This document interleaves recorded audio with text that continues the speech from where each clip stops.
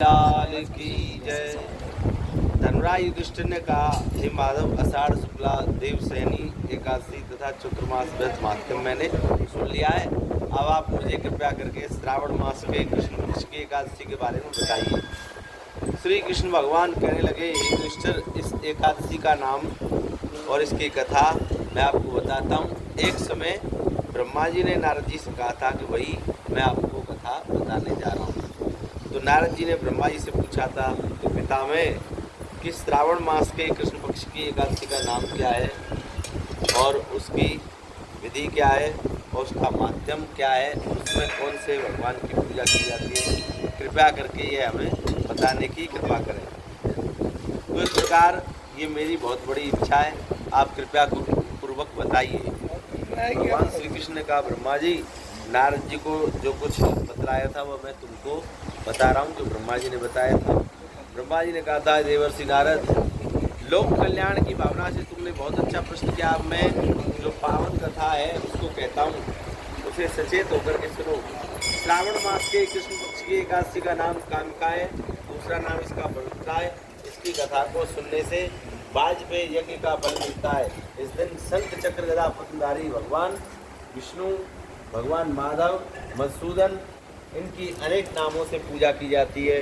इस प्रकार से गंगा, काशी, नैमिषारण्य, पुष्कर, इन सब तीर्थों में चंद्र ग्रहण के समय कुरुक्षेत्र में स्नान करने से, सिंह राशि में जब सूर्य होते हैं उस समय, बृहस्पति, गोदावरी, गंडकी, इन नदियों में स्नान करने से जो फल प्राप्त होता है वही फल भगवान विष्णु की पूजा करने से मिल जाता है। तो जो मनुष्य श्रावण मास में भगवान की पूजा करते हैं वे देवताओं, गंधर्वों, सूर्य आदि की पूजा कर लेते हैं। हे नारद, भीषण पापों के कीचड़ में फंसे हुए संसार रूपी समुद्र में डूबे हुए मनुष्यों के लिए काम की एकादशी उद्धार करने वाली है। इससे बढ़कर के पापनाशक अन्य कोई एकादशी नहीं है। इस प्रकार स्वयं भगवान ने यही कहा था। इस एकादशी के व्रत के प्रभाव से बुरी से बुरी योनियों को प्राप्त नहीं होता मनुष्य, और भक्ति पूर्वक भगवान को तुलसी दल अर्पण करने वाले संसार में ऐसे रहते हैं जैसे जल में कमल रहता है। इस व्रत के प्रभाव से अंतिम समय में मनुष्य यमराज की यात्रा नहीं भोगता और नरक के दर्शन नहीं करता। इस प्रकार सीधा स्वर्गलोक को जाता है। भगवान विष्णु रत्न, मोती, मणि, आभूषण आदि से उतने प्रसन्न नहीं होते जितने कि भगवान को तुलसी दल अर्पण कर देने से 4 बार चांदी का स्वर्ण दान अर्पण करने के बराबर है, एक तुलसी का पत्र अर्पण करना। ब्रह्मा जी ने आगे बताया कि भगवान की अति प्रिय तुलसी को मैं सदैव नमस्कार करता हूँ। तुलसी के वृक्ष को सींचने से संपूर्ण यातनाएं, दर्शन मात्र से समस्त पाप और स्पर्श से मनुष्य पवित्र हो जाते हैं। जो मनुष्य भगवान के चरणों में तुलसी अर्पण करते हैं वो क्या है, मुक्त हो जाते हैं।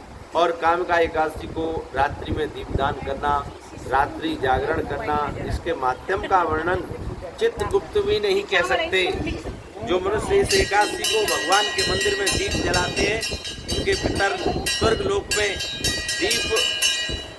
उनके स्वर्गलोक में सुधापान करते हैं। इस प्रकार से जो गौशाला में घी का, तिल के तेल का दीपक जलाता है वे 100 करोड़ दीपक युक्त होकर के सूर्य लोक को चले जाते हैं। अंत में ब्रह्मा जी ने बताया कि ब्रह्म हत्या जैसे बड़े बड़े पाप, भ्रूण हत्या का जो पाप लगता है, जो गर्भ को नष्ट कर देते हैं, वो कामिका एकादशी का व्रत करने से वो पवित्र हो जाते हैं। इस व्रत को करने से सभी कामनाओं की पूर्ति होती है और कामिका एकादशी के माध्यम को श्रद्धापूर्वक पढ़ने और सुनने वाले समस्त पाप उनके नष्ट हो जाते हैं और उनको विष्णुलोक की प्राप्ति होती है। बोलो विष्णु भगवान की जय। वृंदावन बिहारी लाल की जय।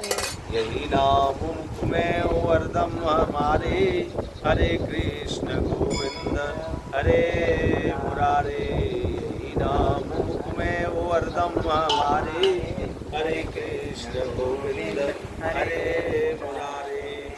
सरोवर में गजग्राह की थी